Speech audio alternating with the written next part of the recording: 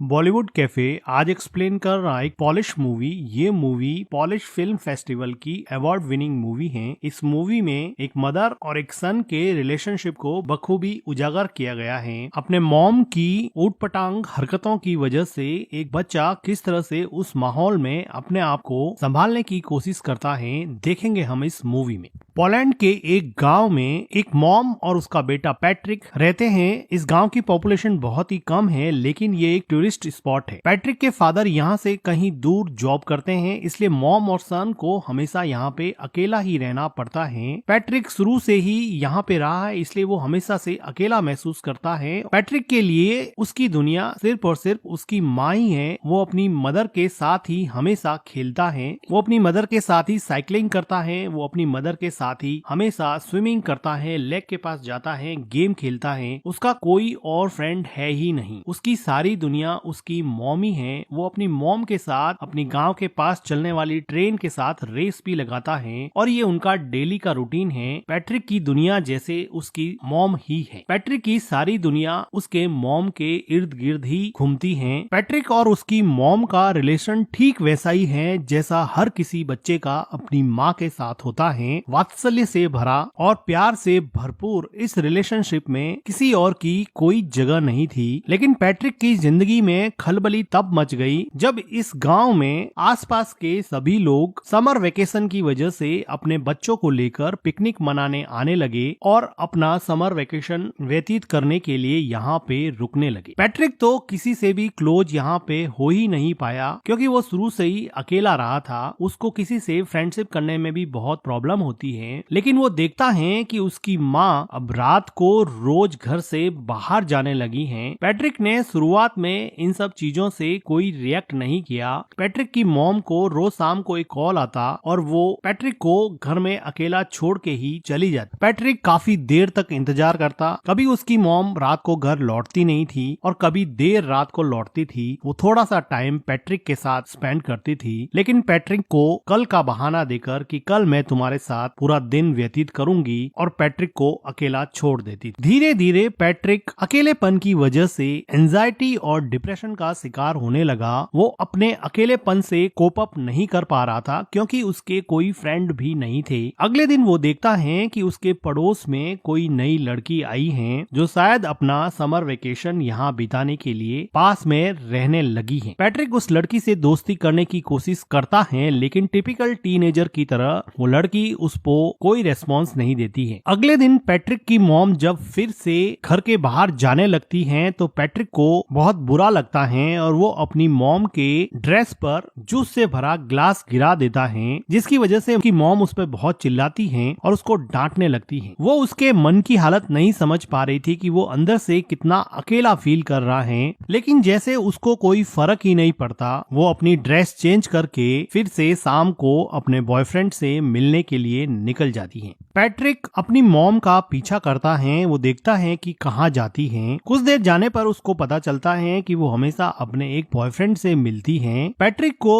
अपनी मॉम के पीछे जाते समय एक हिरन का बच्चा दिखता है, जो अकेला सड़क पर घूम रहा था। ये डायरेक्टर का मेटाफर है कि किस तरह से हिरन के बच्चे को भी उसकी माँ ने अकेला छोड़ दिया है और वो इस सुनसान से जंगल में अकेला घूम रहा है, जैसे कि पैट्रिक भी अपनी माँ के बिना इस पूरे गांव में पूरे समर वेकेशन में अकेला पड़ गया है। पैट्रिक को हिरन के बच्चे को देख के जैसे कुछ सांत्वना मिली और वो अगले दिन नए दोस्त बनाने के लिए तैयार हो गया। वो पास में आई लड़की माइका से बात करने लगा और थोड़ी देर एक दूसरे से बात करने के बाद में वो दोनों एक दूसरे के दोस्त बन गए। माइका बताती है कि उसके पेरेंट्स का डिवोर्स हो चुका है। वो खुद भी बहुत अकेला महसूस करती है। अब माइका और पैट्रिक में काफी दोस्ती हो जाती है और अब पैट्रिक वो सारी एक्टिविटीज जो अपनी माँ के साथ किया करता था, साइकिलिंग करना, स्विमिंग करना और लेक के पास बैठ के टाइम स्पेंड करना, ये सारी चीजें अब वो माइका के साथ करने लगा। उसको माइका के साथ अब मजा आने लगा और अब वो अपने लोनलीनेस को और एंजाइटी को थोड़ा कम कर सकता है और अपना पेन माइका के साथ शेयर कर सकता है। उसको अभी अपने मॉम की कमी कम खलने लगी थी। अगले दिन पैट्रिक के घर पे वो लेडी आती है जिसके हस्बैंड के साथ पैट्रिक की मॉम का अफेयर चल रहा होता है। वो पैट्रिक को तो कुछ कह नहीं पाती है और उसकी मॉम उसके घर पे नहीं होती है, हैं तो अकेली बैठ के वो बहुत रोती है। पैट्रिक एक वेल बिहेव बॉय की तरह उसको कुछ खाने को देता है। उसी शाम को पैट्रिक के डैड का कॉल आता है और पैट्रिक की मॉम उसके डैड से बात करते हैं। तो पैट्रिक की मॉम पैट्रिक को कहती है कि तुम अपने डैड को मेरे अफेयर के बारे में कुछ नहीं बताओगे, मैं तुम्हें वार्न करती हूँ। वो उससे कसम लेती है कि तुम अपने डैड को मेरे अफेयर के बारे में कुछ नहीं बताओगे। पैट्रिक कसम देता है कि मैं अपने डैड को आपके अफेयर के बारे में कुछ नहीं बताऊंगा। पैट्रिक को लगा कि ये बात मानने से उसकी मॉम उसके साथ ज्यादा टाइम स्पेंड करेगी, लेकिन उसकी मॉम को कोई फर्क नहीं पड़ने वाला था। पैट्रिक अब इतना परेशान हो चुका था कि वो मेन डोर की कीज भी छुपाने लगा। वो अपनी मॉम को जाने से रोकने लगा, लेकिन उसकी मॉम उसको मार के उससे लड़ झगड़ के भी अपने बॉयफ्रेंड से मिलने जाती थी। पैट्रिक चाहे अकेला बैठ के कितना भी परेशान हो, उसको जैसे कोई फर्क ही नहीं पड़ता। पैट्रिक के लिए अब एकमात्र सहारा उसकी नई नई दोस्त माइका थी, जिसके साथ वो काफी टाइम स्पेंड किया करता था और यहाँ के पिकनिक स्पॉट लेक में स्विम करता और वहाँ पर गेम खेलता। लेकिन उसकी ये खुशी ज्यादा दिन चलने वाली नहीं थी, क्योंकि माइका को यहाँ पर एक उनकी उम्र से काफी बड़ा लड़का परेशान कर रहा था। ऐसा लग रहा था कि माइका इस लड़के से बहुत डरती है। पैट्रिक इतना छोटा था कि इस गैंग से माइका को बचाने के लिए वो कुछ भी नहीं कर पाया, लेकिन उसको मन ही मन बहुत हर्ट हुआ, क्योंकि वो लड़का माइका को वार्न कर रहा था कि तुम इस लड़के से नहीं मिलोगी, तुम सिर्फ मेरे से ही मिलोगी। उसी रात को पैट्रिक अपनी मॉम का जब पीछा कर रहा था तो वो देखता है कि माइका और वो बड़ा लड़का एक दूसरे के साथ काफी टाइम स्पेंड कर रहे हैं, जिसको देखकर पैट्रिक को लगा कि अब उसकी जिंदगी वापस से अकेलेपन का शिकार होने वाली है। वो काफी मायूस हो जाता है। वो घर पर भी काफी टाइम तक अपनी मॉम का वेट करता। जब देर रात उसकी मॉम घर पे आती तो पैट्रिक उससे अपना टाइम मांगता, लेकिन वो थक हार के सो जाती और पैट्रिक उसकी मॉम के आने के बाद में भी अकेलेपन का ही शिकार रहता।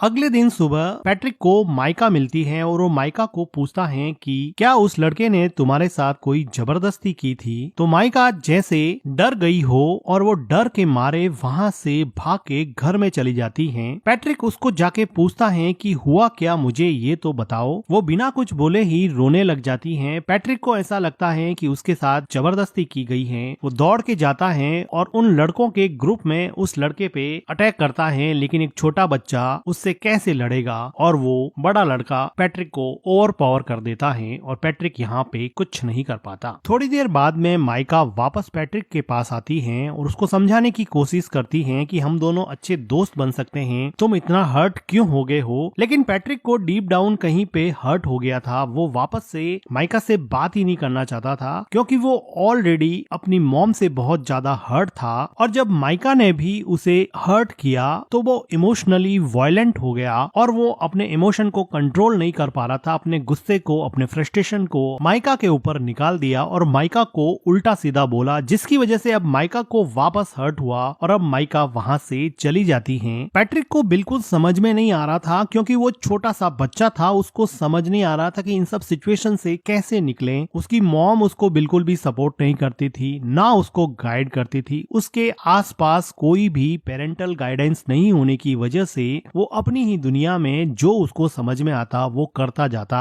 और उसके अंदर अनस्पोकन इमोशंस का एक ऐसा गुब्बार बना जिसकी वजह से वो बुरी तरह से फ्रस्ट्रेट हो गया। उसी रात को पैट्रिक की माँ घर पे रोती हुई आती है। ऐसा लग रहा था कि उसके बॉयफ्रेंड के साथ उसका झगड़ा हुआ है या फिर ब्रेकअप हो गया है। पैट्रिक की मॉम काफी दिनों तक उदास रहती हैं, लेकिन पैट्रिक अपनी मॉम को अपने पास में देख के काफी खुश रहने लगा है। वो अपनी मॉम की काफी केयर करता है। एक रात अचानक उसके डैड वापस लौट आते हैं और दोनों के लिए बहुत सारे गिफ्ट लाते हैं। पैट्रिक को अब लगा कि अब उसका समर वेकेशन बहुत अच्छे से निकलेगा, क्योंकि उसके डैड ने उससे प्रॉमिस किया था कि मैं समर वेकेशन तुम्हारा साथ में बिताऊंगा। अभी एक अच्छी फैमिली की तरह खूब अच्छा टाइम स्पेंड करते हैं और पैट्रिक अपने मॉम और डैड को एक साथ देख के बहुत खुश होता है और उसका लोनलीनेस जैसे धीरे धीरे गायब होने लगा था। उसकी एंजाइटी कम होने लगी थी। तो एक रात पैट्रिक के डैड चेस खेलते हुए उससे पूछते हैं कि क्या तुम्हारी मॉम मेरे जाने के बाद में किसी से मिलती थी या रात को लेट आती थी। लेकिन पैट्रिक ने अपनी मॉम को प्रॉमिस किया था कि वो उसका राज किसी को नहीं बताएगा, इसलिए वो अपने डैड को अपनी मॉम के अफेयर के बारे में कुछ नहीं बताता है, लेकिन उसके डैड को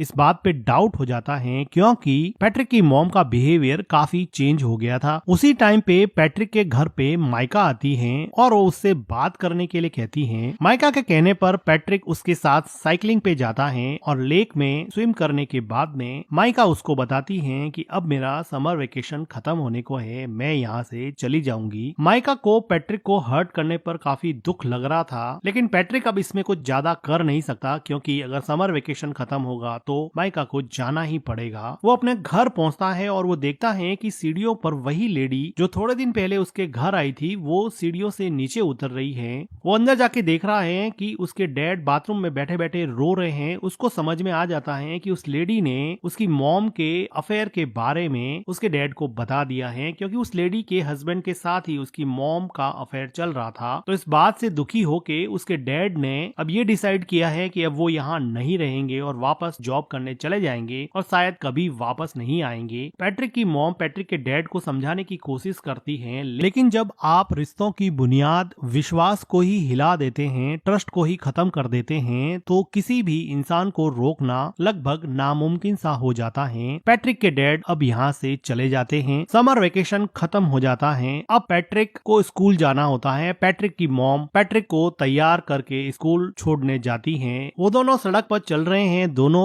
एक दूसरे से बात भी नहीं कर रहे हैं। पैट्रिक को अपनी मॉम पे बहुत गुस्सा है क्योंकि उसकी मॉम की वजह से उसके डैड उसको छोड़ के चले गए। उसके सेल्फिश बिहेवियर की वजह से वो किसी से घुल मिल नहीं पाया। वो मेंटली इतना ब्लॉक हो गया कि दूसरे बच्चों से बात भी नहीं कर पाता था और ना ही उसको अपनी मॉम का प्यार मिलता। अब वो रेलवे ट्रैक को क्रॉस करने वाले हैं। उसकी मॉम आगे जा रही है, बच्चा पीछे छूट जाता है, जो कि डायरेक्टर का मेटाफर है कि आप अपनी जिंदगी में आगे बढ़ रहे हो और बच्चों को आपने पीछे छोड़ दिया है। और इन दोनों के बीच में न जाने कौन सा इमोशनल आउटब्रस्ट रूपी ट्रेन आके आपके सपनों को, आपके अपनों को कब कुचल दे पता नहीं चलेगा। उसकी मॉम पीछे मुड़ के देखती है कि पैट्रिक पीछे रह गया है। वो ट्रेन को देख के डर जाती है, रोने लगती है कि उसके बच्चे का क्या होगा। अचानक से ये मोमेंट उसको रियलाइज कराता है कि उसकी जिंदगी में कौन इम्पोर्टेंट है, उसकी जिंदगी का अहम हिस्सा कौन है। वो आदमी जिसको वो रोज मिलने जाती है, या फिर वो हस्बैंड और उसका बेटा जो हमेशा उसके साथ थे, साथ खड़े थे। वो खूब रोती है। उसको रियलाइज होता है कि शायद उसकी जिंदगी का ट्रैक अब उसे चेंज करना पड़ेगा। और इसी के साथ ये मूवी एंड हो जाती है। मूवी का एक्सप्लेनेशन अगर आपको अच्छा लगा हो तो वीडियो को लाइक कीजिए, हमारे चैनल को सब्सक्राइब कीजिए and thank you for watching.